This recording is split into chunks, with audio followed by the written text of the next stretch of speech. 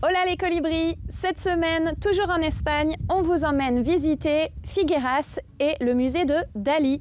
Évidemment, on ne pouvait pas faire l'impasse dessus, puisqu'il s'agit de sa ville natale et de là où il est décédé. Parce qu'ils ont décidé de sortir de la matrice, ils construisent leur antidote pour entrer dans le monde réel.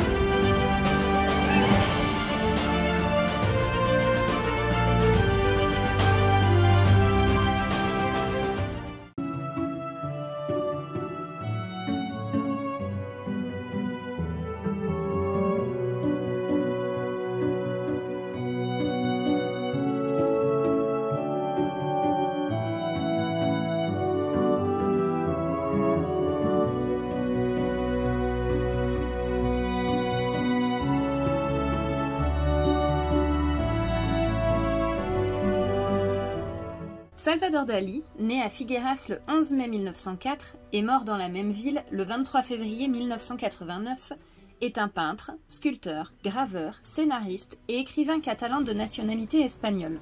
Il est considéré comme l'un des principaux représentants du surréalisme et comme l'un des plus célèbres peintres du XXe siècle.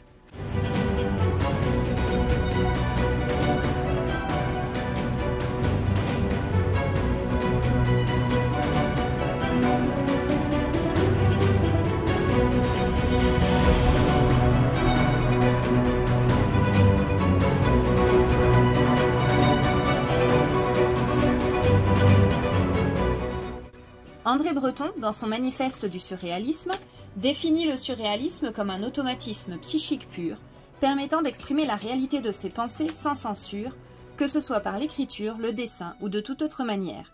Le surréalisme est basé sur l'exploration du monde onirique dans l'espoir de reconnecter l'homme avec son intériorité. Plus simplement, au moment de la création, ils ne pensent pas, ne raisonnent pas, mais se laissent guider par leur inconscient, c'est-à-dire des forces psychiques invisibles à l'intérieur d'eux-mêmes, dont ils ignorent la volonté. Ainsi, se laissant mener par des associations libres, spontanées, sans solliciter la raison, les surréalistes veulent atteindre l'inconscient. Les œuvres ainsi produites sont poétiques et mélangent des éléments d'univers qui n'ont en apparence rien à voir, mais qui, en réalité, en disent beaucoup sur les pensées intérieures de l'homme. Parmi les plus célèbres surréalistes, on peut citer Chagall, Giacometti, Magritte, Miro, Man Ray, mais aussi Louis Aragon, Robert Desnos, Paul Éluard, Marcel Duchamp et Jacques Prévert. Ils ont tous pour point commun le goût de la liberté et la quête poétique. Le mouvement surréaliste voit le jour dans les années 20. Il deviendra plus tard un mouvement politique, puisqu'André Breton se mettra au service de la révolution communiste. La Seconde Guerre mondiale finira de dissoudre le mouvement. Cependant, le surréalisme reste vivant dans les esprits comme un mouvement libérateur, mettant l'accent sur le psychisme et la sexualité.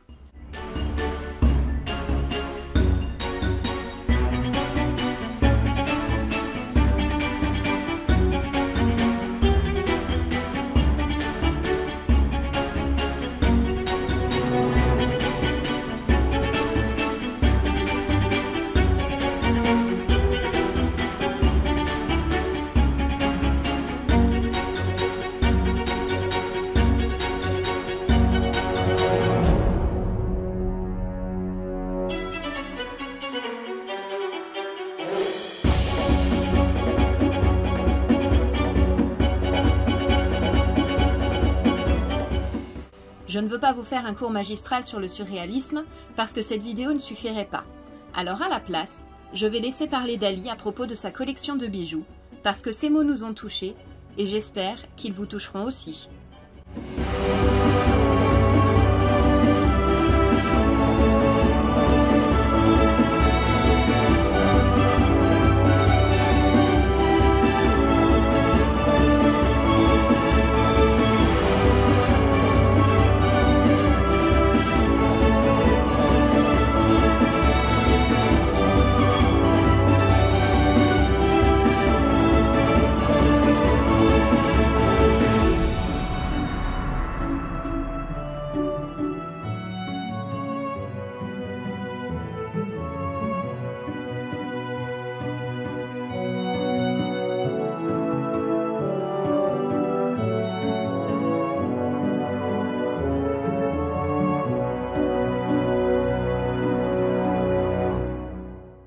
Sur la raison d'être de sa collection.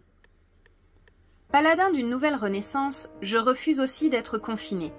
Mon art renferme la physique, les mathématiques, l'architecture, la science nucléaire, la psychonucléaire, la mystique nucléaire et la joaillerie. Pas seulement la peinture. Mes bijoux veulent protester contre l'importance qu'on donne au prix du matériau de joaillerie. Ce que je prétends est de faire apprécier l'art du joaillier tel qu'il est, dans lequel le dessin et l'artisanat doivent être évalués par-dessus la valeur matérielle des gemmes, comme à l'époque de la Renaissance.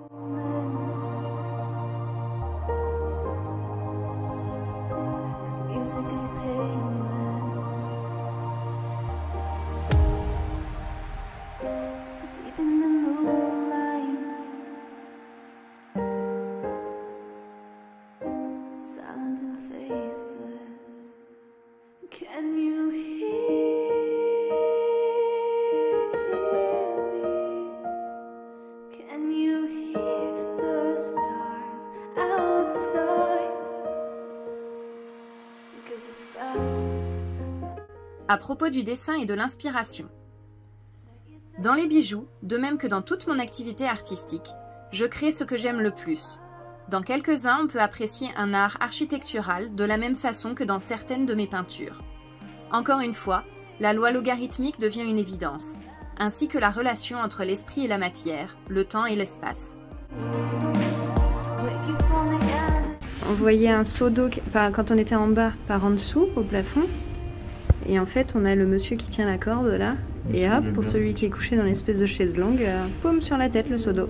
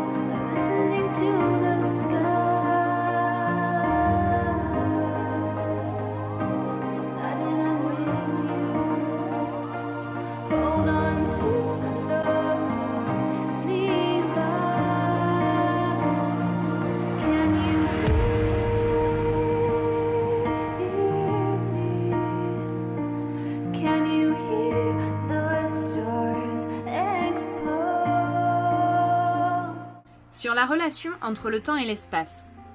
La connaissance de l'union entre le temps et l'espace a pénétré dans ma conscience pendant l'enfance. Cependant, mon invention de la montre molle, d'abord dans mes toiles à l'huile et plus tard en 1950 en or et en pierres précieuses, a provoqué des opinions différentes, approbation et compréhension, scepticisme et incrédulité. Aujourd'hui, dans les écoles américaines, ma montre molle est exposée comme expression prophétique de la fluidité du temps. L'indivisibilité entre le temps et l'espace. Actuellement, la vitesse dans les voyages dans l'espace, confirment cette conviction. Le temps est fluide et pas rigide.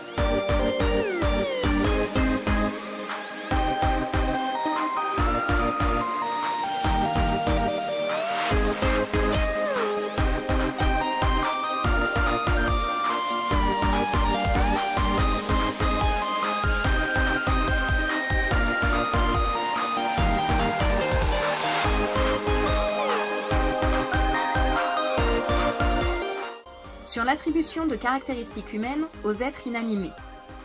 Les sujets anthropomorphiques apparaissent maintes fois dans mes bijoux. Je vois la forme humaine dans les arbres, les feuilles, les animaux, l'animal et le végétal dans l'humain. Mon art dans la peinture, dans les diamants, dans les rubis, dans les perles, dans les émeraudes, dans l'or, dans le chrysoprase, montre comment se passe la métamorphose. Les êtres humains créent et changent. Quand ils dorment, ils se transforment complètement, en fleurs, en plantes et en arbres. La nouvelle métamorphose se passe dans le ciel. Le corps devient à nouveau intégral et il atteint la perfection.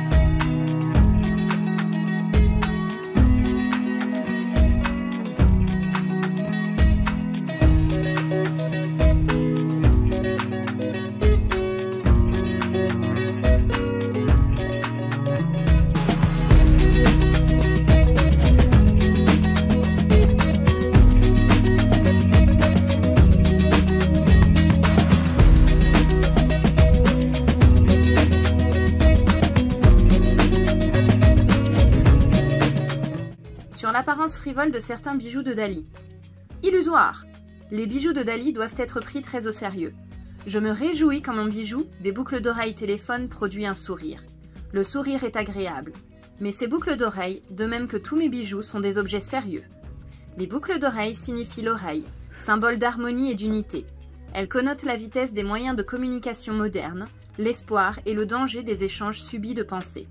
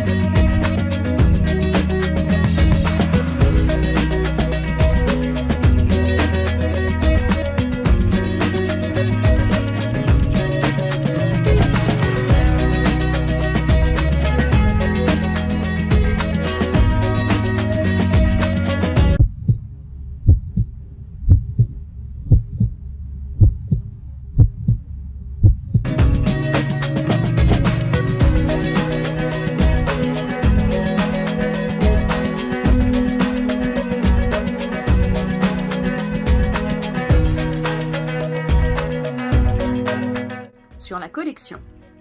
Ma collection de bijoux réunie par la Fondation Owen Cheatham sera inéluctablement d'importance historique.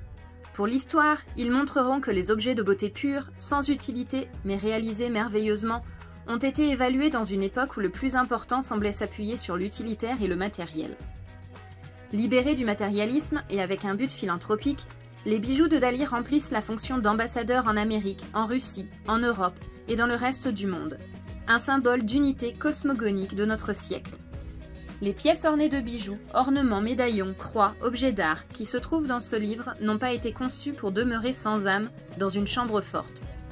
Ils ont été créés pour plaire à l'œil, pour élever l'esprit, pour éveiller l'imagination et pour exprimer des convictions. Sans un public, sans la présence des spectateurs, ces bijoux n'accompliraient pas la fonction pour laquelle ils ont été créés. Le spectateur devient alors l'artiste final. Sa vision, son cœur, sa pensée, fusionnés avec et saisissant avec plus ou moins de compréhension l'intention du créateur, leur donnent vie.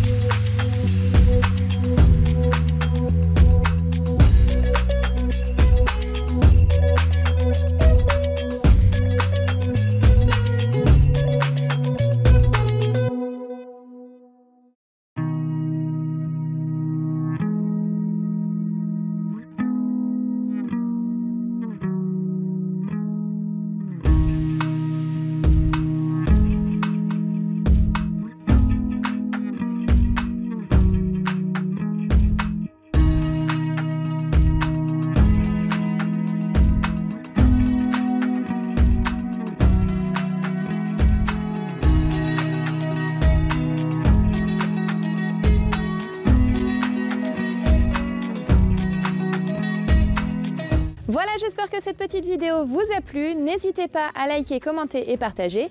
Et dites-nous en commentaire si vous avez déjà pu avoir la chance de visiter ce musée. À très vite. Adios!